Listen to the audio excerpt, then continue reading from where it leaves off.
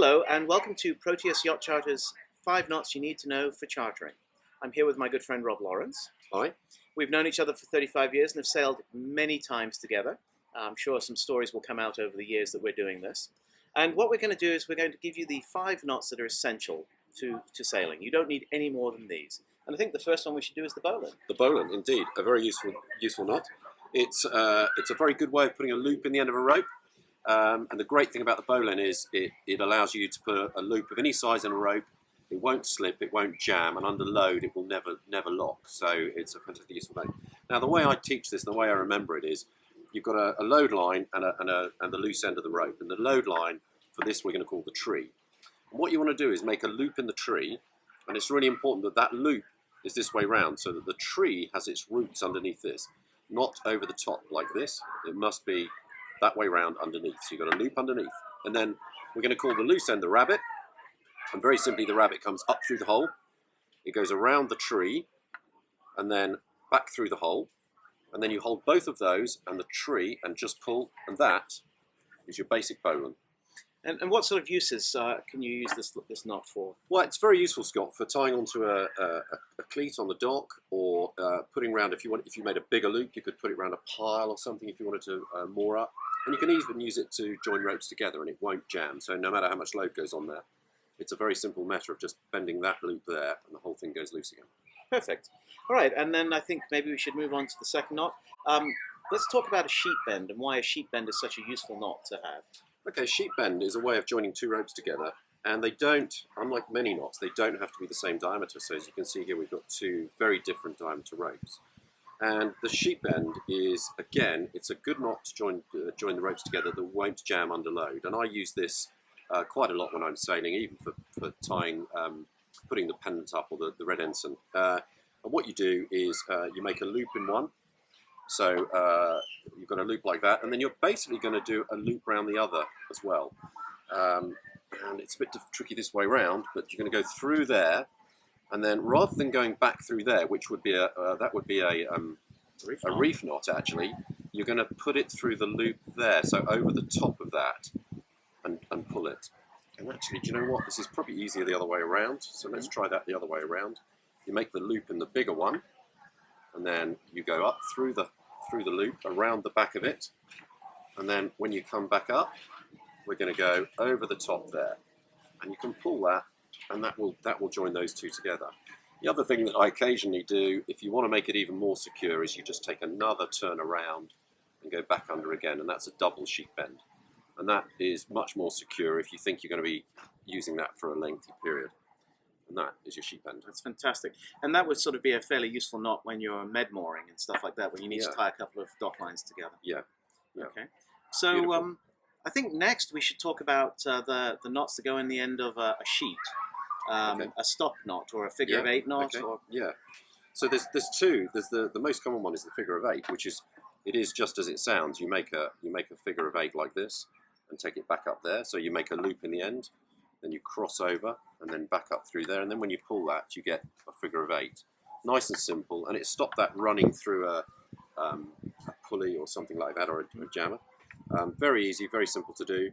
And the other one, which is slightly more complicated, and I think this might be called a, what did you say this was? Stevedore knot. Stevedore knot. Yeah. Is you need a finger to do this. So if you've got fingers, you're right. Go around a couple of times, and then when you've got to the point where you've got a thing, you just tuck that end in and pull that tight. And the thing I like about this is it's very pretty, and it's very good for hurting people as well. So I should also mention that while we were preparing for this, we went through Rob's extensive line collection, and he has a sickness. There must be 17 or 18 different kinds of line in his garage, and he doesn't own a boat. So I just thought we should mention that. Yes. So the next knot that I think we should talk about is the clove hitch, and this is one of my favorite knots. Yeah. And for a clove hitch, we're going to need a wire or a rod or something to tie it to. So there you go. And what would you use this for? And I remember you teaching me this knot, probably was 30 years ago, but these are great for fenders. And the good thing about the clove hitch is it's very secure, although it doesn't look it. It looks like something could easily slip. It's very secure, and it jams, and it's very quick and easy to adjust. So, but it's incredibly, I must have taught this knot more than any other knot, because although it's very simple, people struggle with it. So if you have a fender, and let's say the fender was on the outside of the boat and this is the guardrail, you bring it over, and then as you come around the second time, so you've now made a complete loop, you'd cross over. And this is the bit where people go wrong. You cross over here, and then you keep going around and under that second loop there. And what you end up with is a beautiful, beautiful symmetrical knot like that.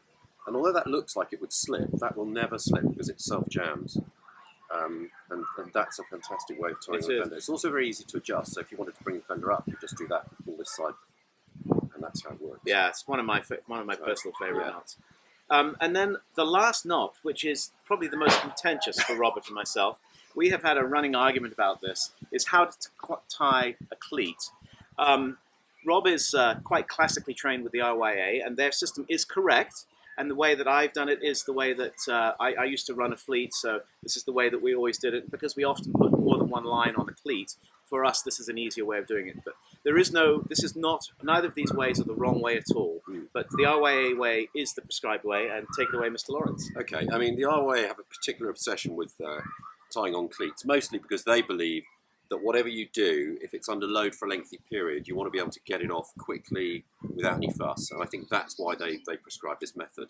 I think your method is better if you've got more than one rope on a cleat, because this takes up quite a lot of space, to be honest. And it's called an oxo, and it's described this way because you take it around the cleat once until you've got an O, and you can see we've gone completely around, and the strings are now facing opposite directions. And then we're going to make an X, so we go across that way and then across that way. And then you're back, so you're back now where you started, and then you're going to do one more complete revolution to there and pull. And that, as you can see, is very loose, but that will never slip under any sort of load. But then if you're in a hurry and you want to get it off, there's no messing around, it just comes off quite simply. Do you want me to demonstrate the other way? Yeah, sure. So the other way, which is actually the way Scott taught me, but when I took my exams I had to do the RYA way, is much simpler and quicker. You do one loop around, and then you do the first part of the X, so far the same. And then as you're doing the second part, rather than carry on, we're going to twist that loop around so that it now runs parallel as it comes back there. So you've got a self-jamming, very simple, not much rope on the cleat. And that's a lot easier. And to be honest, I've never known one jam.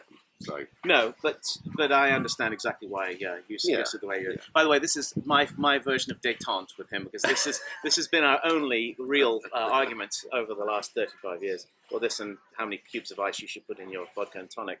Well, that concludes the knots for the Proteus Yacht Charters, 5 knots you need to know for going chartering.